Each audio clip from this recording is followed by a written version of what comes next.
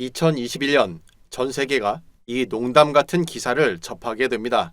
비트코인을 법정화폐로 도입한다. 바로 중앙아메리카의 작은 나라 엘살바도르의 이야기죠. 이 이야기의 시작은 바로 이 사람 81년생의 젊은 대통령 나이브 부켈레로부터 시작됩니다. 악명 높은 범죄 국가로부터 지금은 세계 최고의 비트코인 수익률 국가로 탈바꿈한 엘살바도르 이야기 함께 살펴보시죠. 시작에 앞서 24시간 안정적인 수익이 가능한 슈퍼트레이더 자동봇을 무료 체험하길 원하시는 분들은 영상 하단 더보기 참조해서 신청해 주시길 바랍니다. 부켈레 대통령은 취임과 함께 국가의 명운을 건 두 가지 안건을 처리합니다. 첫째, 범죄와의 전쟁. 둘째, 금융개혁입니다. 엘살바도르는 인구 630만의 작은 나라입니다. 그런데 갱단 수가 30만으로 국민 20명 중 하나가 갱단원인 나라였죠.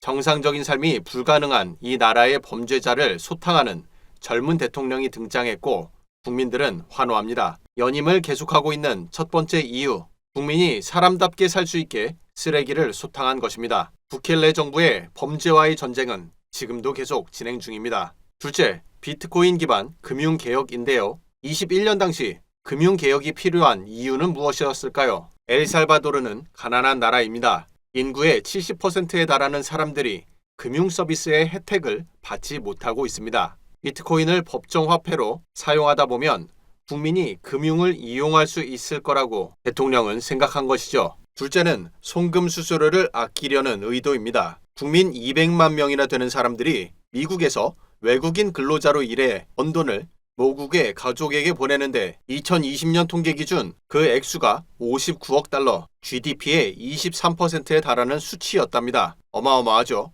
그런데 미국에서 고국으로 송금할 때 내야 하는 수수료 부담이 만만치 않다고 합니다. 국제은행을 거치는 수수료와 함께 자국 내에서 발생하는 현금 운반 수수료까지 더해지기 때문입니다. 다시 말씀드리면 이 나라, 우리 한국과 같은 금융 시스템이 갖춰지지 않은 곳입니다. 그래서 비트코인을 사용하면 송금 수수료를 극명하게 줄일 수 있게 되죠. 셋째, 미국의 영향력을 줄이려는 의도가 숨어 있습니다. 이 나라는 사실 자국 통화가 없어요.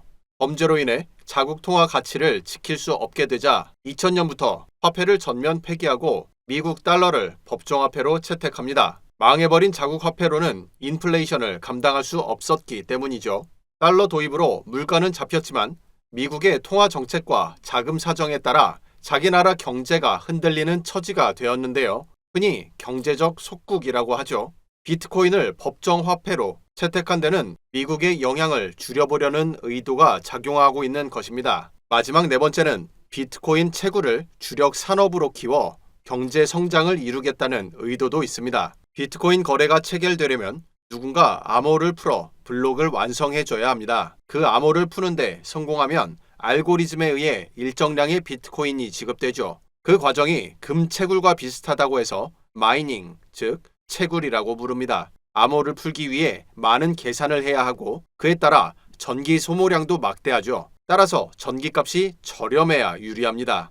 맞아요. 엘살바도르는 전기가 저렴합니다. 수자원, 지열, 태양열, 풍력 등 중앙아메리카의 풍부한 그린 에너지와 20개의 화산을 이용한 지열까지 전체 전기 생산량의 70%를 차지하기 때문이죠. 그냥 무대포로 밀어붙인 줄 알았던 그 나라의 속사정은 이러했는데요. 어떤가요? 비트코인을 법정화폐로 받아들인 것이 아직도 젊은 대통령의 무모한 결정이라 생각하시나요?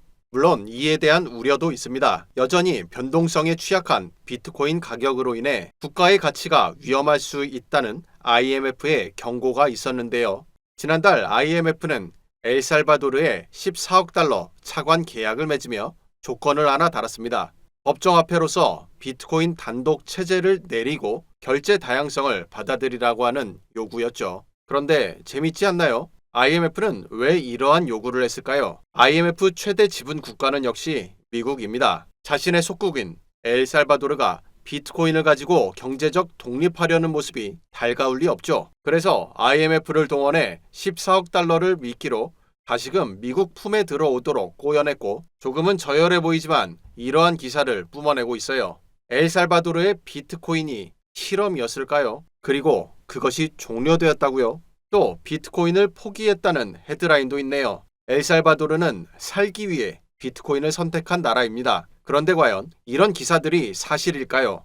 스테이시 허버트 엘살바도르 국가 비트코인 사무소 국장의 X 게시물을 통해 살펴보죠. 먼저 우려했었던 자금 조달 계약은 체결이 완료되었고요. 한편 비트코인은 여전히 합법 통화로 유지되고 있습니다. 그리고 현재 미국이 진행 중인 전략적 비트코인 비축금, 이것은 엘살바도르는 21년도에서부터 지금까지 계속해 나가고 있어요. 또한 비트코인 기반 자본시장은 계속해서 구축시켜 나가고 있죠. 그리고 여기서부터는 실제로 국가 차원에서 진행하고 있는 내용 중에 제가 좀 부러워하는 내용인데요. 현재 비트코인 및 라이트닝 개발자를 위한 교육이 진행됩니다. 말 그대로 공교육에 이러한 내용을 포함시키는 거예요. 그 첫 번째 그룹이 25년도에 졸업합니다. 1회 졸업자 배출한다는 계획이죠. 그리고 전국 고등학교에서 비트코인과 노드 네이션을 계속 교육합니다. 비트코인 교육, 그리고 노드는 뭐냐면 앞서 살펴봤던 채굴의 개별 단위를 뜻하고요. 여기서 노드 네이션이라고 언급한 것은